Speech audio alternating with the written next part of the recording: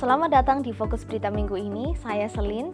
Libur Tahun Baru Imlek tengah berlangsung, semoga seluruh permisa senantiasa sehat, aman, dan dilimpahi rejeki. Selama liburan Imlek, baik saat pulang kampung untuk kumpul keluarga maupun berwisata, meski keseharian lebih santai, informasi penting tetap harus diperhatikan. Berikut kami hadirkan 5 fokus utama. Arus mudik meningkat selama Imlek, pengguna jalan diimbau mematuhi aturan minimal jumlah penumpang per kendaraan di jalur tol arah utara. Libur musim dingin dan libur Imlek yang beruntun mendorong Direktorat Pendidikan Nasional mengaktifkan mekanisme pengamanan sekolah demi menjaga keselamatan pelajar. Otoritas Jasa Keuangan mengingatkan masyarakat yang akan bepergian saat Imlek untuk tidak mengabaikan perencanaan asuransi perjalanan. Kini menikmati bunga sakura tidak harus menyetir sendiri.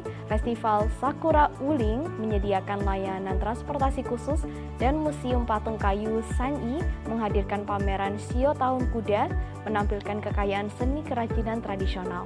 Mari kita simak 5 peristiwa kunci minggu ini.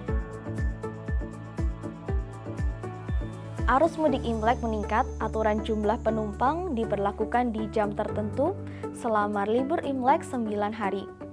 Arus kendaraan untuk mudik dan berwisata meningkat signifikan.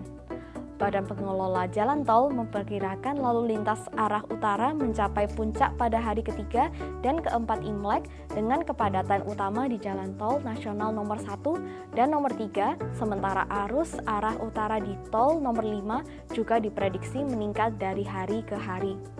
Untuk mengurai kepadatan dan menekan resiko kemacetan, aturan jumlah minimal penumpang per kendaraan akan diterapkan pada jam-jam tertentu. Pengguna jalan diimbau memperhatikan lampu di lapangan dan arahan petugas, merencanakan perjalanan lebih awal, serta menghindari jam sibuk demi keselamatan dan kelancaran lalu lintas.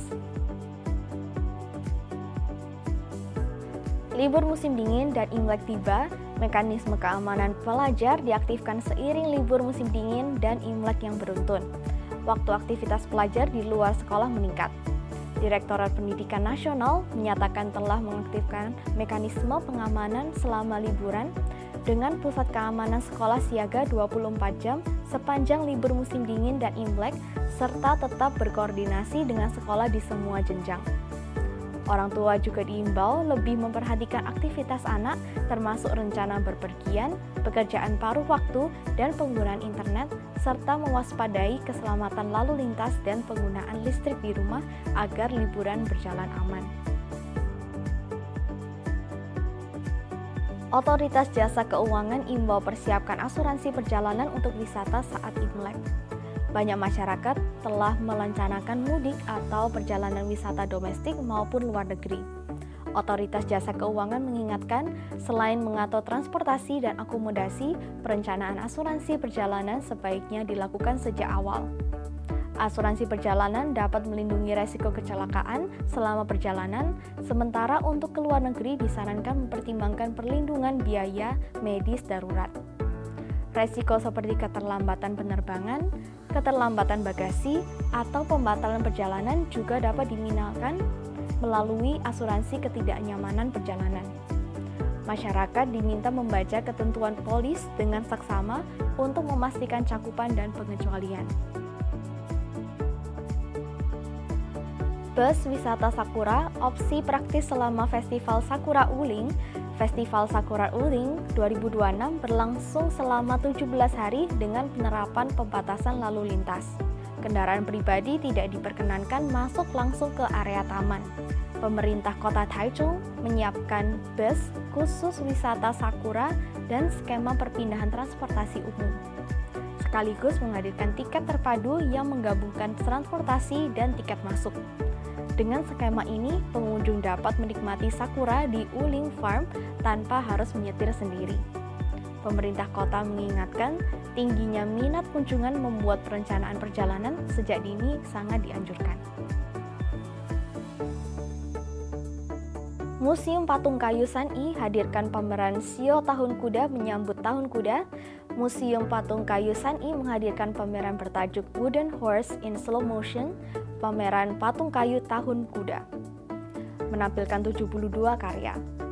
Pameran ini berlangsung hingga 22 Maret 2026. Pameran melibatkan seniman patung kayu dari dalam dan luar negeri, mulai dari maestro hingga seniman muda, yang menghadirkan beragam pendekatan kreatif untuk menafsirkan simbol show kuda dalam berbagai wujud dan gaya.